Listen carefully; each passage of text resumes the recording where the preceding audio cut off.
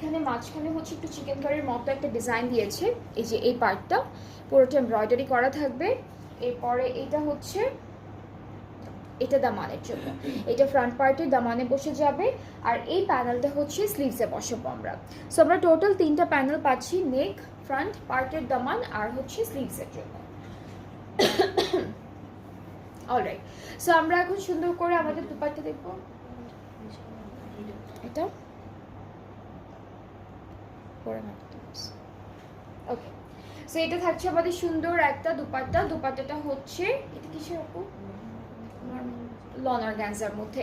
Loan organza মধ্যে হচ্ছে middle পার্টে এরকম দুইটা ডিজাইনের জারি স্ট্রাইপ করা থাকবে, এরকম ভাবে দুইটা ডিজাইনের জারি স্ট্রাইপ করা থাকবে।